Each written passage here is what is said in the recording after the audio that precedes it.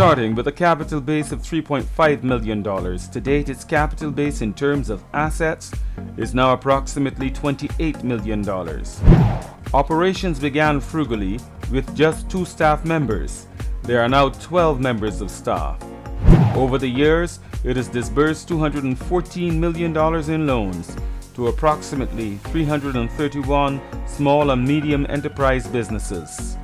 Its funding interventions have assisted in creating and maintaining 3,000 jobs, profitable for 15 consecutive years, and paid dividends to shareholders over the last 10 years. It has published audited financial statements prepared in accordance with international financial reporting standards for 20 consecutive years on time, and is on track to do the same in its 21st year. Enterprise Growth Fund Limited, or EGFL, started operations on January 2, 1998, out of the ashes of the Barbados Development Bank. To launch the institution, the then Minister of Finance gave the CEO a clear mandate not to repeat past mistakes, as Barbados could not afford to start another financial institution for a third time. The CEO was also told in no uncertain terms that failure is not an option. So, with marching orders in hand, the youthful CEO, Timothy Simmons, and a loan investment manager proceeded to the 7th floor of the Central Bank of Barbados to occupy their 2 modest offices to start up the enterprise. With a modest capital base of $3.5 million subscribed to by public and private sector institutional shareholders, the institution commenced operations providing venture capital to small and medium-sized enterprises with strong profit-making and growth potential.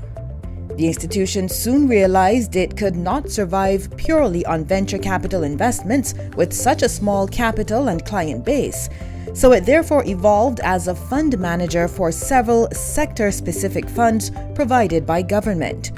Over time, the EGFL's capital base has grown from $3.5 million to $148 million Barbados dollars, and the company now provides loan and equity financing to businesses in the tourism, agriculture, manufacturing, renewable energy, and services sectors, thus helping Barbados sustain employment and earn vital foreign exchange. Concomitant with the growth in its capital base and portfolio, the company also expanded its staff complement. By 1999, the need for a larger office space prompted the move to the then Caribbean Commercial Bank building at Lower Broad Street. As the institution expanded physically and financially, operations were relocated to a larger space at Welch's Main Road in 2003. In 2012, new offices were built and outfitted at Barbary Hill. These modern offices are environmentally friendly and are powered by a 19-kilowatt photovoltaic system. Construction was completed on time at a final cost of $3.3 million. It is important to note that these offices were financed entirely from the retained earnings of EGFL. EGFL started as a lean organization with 2 staff members and remains a lean organization even today, with a staff complement of 12 highly dedicated and professional individuals. It owes its success primarily to 3 overarching principles.